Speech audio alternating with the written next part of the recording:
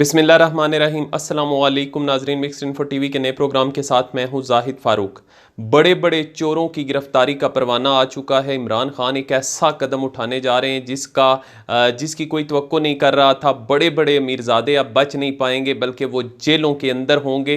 हुकूमत का बड़ा फैसला जो आज तक बचते आ रहे हैं, इनकी शामत किस तरीके से आएगी, वो सारी चीज़ और इसमें कौन कौन से बड़े लोग शामिल हैं, कौन कौन से बड़े नाम शामिल हैं जो कि अब जेलों में चक्की पीसेंगे, मैं इन तमाम हकाइक से पर्दा उठाऊंगा। और ये एक बड़ी खबर है और ये कानून बनने जा रहा है व्यूवर्स। कोई खाली मनगढ़ंत खबर नहीं है, बल्कि ये कानून का हिस्सा होगा। मज़ीद आगे बढ़ने से पहले मेरी आप लोगों से दरख्वास्त होगी, अगर आप मुनासिब समझते हैं तो हमारा channel mixed info TV subscribe करें, बेल का आइकन ज़रूर दबाएं ताकि आने वाली किसी भी इंफॉर्मेशन को आप मिस ना कर सकें। व्यूवर्स, अब गरीबों से सिर्फ टैक्स वसूली नहीं होगी जिस तरह माजी में होता आया है। अब टैक्स चोरों की गिरफ्तारी पहले अमल में लाई जाएगी, बाद में इसे बताया जाएगा या पूछा जाएगा कि तुमने अपना टैक्स क्यों अदा नहीं किया। आमदनी छुपाने पर मुल्ज़म को बगैर सफाई के गिरफ्तार करने का इख्तियार एफबीआर को देने का फैसला हो चुका है। इससे पहले एफबीआर के पास ऐसा कोई इख्तियार नहीं था कि वो मुल्ज़म को बगैर सफाई के गिरफ्तार कर सके, लेकिन अब हुकूमत की तरफ से ये बड़ा फैसला और ये कानून बनने जा रहा है। ये आम बातें नहीं हैं, बल्कि ये कानून का हिस्सा बनने जा रहा है। आमदनी छुपाने पर मुल्ज़म को बगैर सफाई गिरफ्तार करने का इख्तियार एफबीआर को देने का फैसला हो चुका है। और हुकूमत ने बजट में जो फाइनेंस बिल पेश किया जाता है, उसके ज़रिए एफबीआर को आमदनी छुपाने पर सिर्फ शक की बुनियाद पर किसी भी सियासतदान, ब्यूरोक्रेट, सहाफ़ियों, सनतकारों और ताजरों समेत किसी भी शख्स को सफाई का मौका दिए बगैर गिरफ्तार करने के इख्तियारात देने का फैसला किया है। फिर इसके साथ साथ एफबीआर की जानिब से आमदनी छुपाने के शुबे में गिरफ्तार किए जाने वाले फ़र्द को 24 घंटे के अंदर अंदर मुतल्लिका स्पेशल जुडिशल जो मजिस्ट्रेट होते हैं उनके सामने, स्पेशल जज या जुडिशल मजिस्ट्रेट के सामने पेश करना होगा।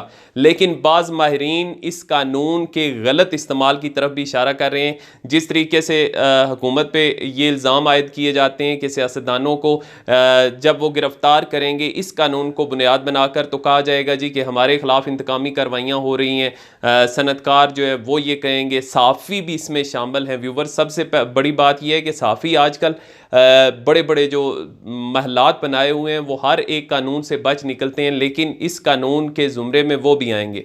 तो जब उन पे हाथ डाला जाएगा तो ये देखना होगा कि इमरान खान किस हद तक बर्दाश्त कर सकते हैं। ये लोग बहुत शोर मचाएंगे, जिस तरीके से माजी में शोर मचाते आए हैं, हत्ता कि इन पे उस तरह हाथ भी नहीं डाला जाता रहा, लेकिन फिर भी इनके शोर, इनके ववेले और उसका किस तरीके से काउंटर किया जाएगा, ये हुकूमत को सोचना होगा। फिर इसके साथ साथ इसी खबर का मैं मज़ीद आपको बताता चलूँ। एफबीआर हुकाम ने इस हवाले से कहा कि ये कानून किसी ख़ास तबके के लिए नहीं है, बल्कि इसका इतलाक़ सियासतदानों, ब्यूरोक्रेट, सनतकारों और ख़ुद एफबीआर के अपने अफसरों और एहलकारों पर भी लागू होगा। ये नहीं है कि कोई भी एफबीआर का अपना भी ऑफिसर है तो वो रिश्वत लेके बच निकलेगा, बल्कि उस पर भी इसका इतलाक़ होगा। एफबीआर हुकाम का मज़ीद कहना था कि जिस किसी पर भी टैक्स चोरी करने और टैक्स बचाने के लिए आमदनी छुपाने का शक होगा, एफबीआर का इनलैंड रेवेन्यू ऑफिसर इस सियासतदान, ब्यूरोक्रेट, सहाफ़ी, वकील या किसी आम शख्स को गिरफ्तार कर सकेगा। व्यूवर्स, एफबीआर हुकाम का मज़ीद इस हवाले से कहना है कि अभी फाइनेंस बिल के ज़रिए इनकम टैक्स ऑर्डिनेंस की सेक्शन 203A में तरमीम करने की तजवीज़ दी गई और सेक्शन 203B में गिरफ्तारी का तरीक़ाकार तजवीज़ किया गया है कि किस तरीके से गिरफ्तारी अमल में लाई जाएगी। पार्लियामेंट में फाइनेंस बिल के ज़रिए इन मुजव्ज़ा कवानीन की मंजूरी के बाद सदर के दस्तखतों के बाद इसका इतलाक़ होगा। व्यूवर्स, फाइनेंस बिल के ज़रिए ये जो सारा तरीक़ाकार है वो है क्या, ये मैं आपको बता दूं। और ये इस खबर का हिस्सा है, जो बड़ी खबर मैं आपके साथ शेयर कर रहा हूं कि फाइनेंस बिल के ज़रिए इनकम टैक्स ऑर्डिनेंस की सेक्शन 203A में तजवीज़ करदा तरमीम में कहा गया है कि एफबीआर के कम अज़ कम assistant commissioner inland revenue के ओहदे के बराबर के इन लैंड रेवेन्यू ऑफिसर्स को किसी भी शख्स के बारे में आमदनी छुपाने के शवाहिद से मुतल्लक मवाद की बुनियाद पर इसे गिरफ्तार करने के इख्तियारात होंगे। यानी कोई भी जो लैंड रेवेन्यू का ऑफिसर है उसके इख्तियारात उसके पास होंगे कि वो जो भी उसने मवाद छुपाया है अगर उनके पास शवाहिद मौजूद हैं तो वो इसको गिरफ्तार कर सकते हैं। और इस ऑर्डिनेंस के तहत तमाम गिरफ्तारियां code of criminal procedure act 1898 की मुतलका शिकों के मुताबिक अमल में लाई जाएंगी। यानी इसको कानून के क्रिमिनल जो प्रोसीजर एक्ट है उसके तहत ये सारा अमल में लाया जा रहा है।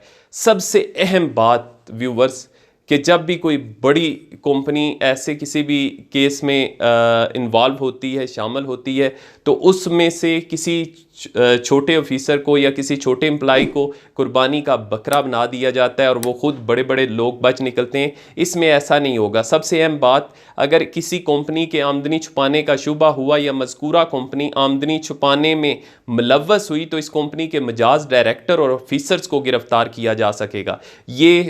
इसमें और भी बहुत सी बातें हैं, लेकिन जो चीदा बातें थी वो मैंने सोचा कि अपने व्यूवर्स के साथ शेयर करूं।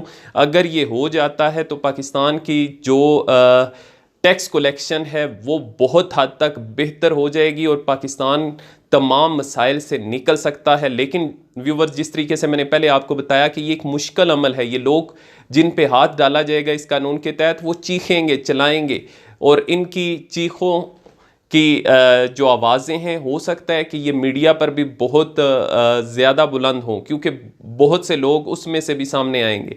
तो इस पर हुकूमत क्या कान धरती है या सबके साथ सबको इक्वल इसमें लिया जाता है? क्योंकि मैंने गुज़िश्ता दिनों एक व्लॉग किया था, उसमें कुछ सियासतदानों के बारे में मालूमात इकट्ठी की, तो मुझे पता चला कि बाज़ ऐसे सियासतदान भी हैं जो 1962 में सियासत में हिस्सा ले रहे हैं, लेकिन उन्होंने टैक्स 2017 का मैंने टैक्स उनका चेक किया तो 3000 किसी ने जमा करवाया है, किसी ने 5000 जमा करवाया है। यानी अपनी आमदनी शो ही नहीं की गई, उसमें सिर्फ वही आमदनी शो की गई जो वो तनख्वाहें लेते हैं और असम्बली मेंबरान के तौर पर जो तनख्वाहें लेते हैं उसी आमदनी पर वो टैक्स दे रहे हैं, जबकि उनका ख़ानदान 1962 से लेके अब तक सियासत मुख्तलिफ हवालों से सियासत में बाज़ 2-2, 3-3 22 सियासत कर रहे हैं, लेकिन उनका अगर टैक्स की बात की जाए तो टैक्स जो दे रहे हैं वो बहुत ही कम है, जो उनकी आमदनी से बिल्कुल भी मुताबिकत नहीं रखता।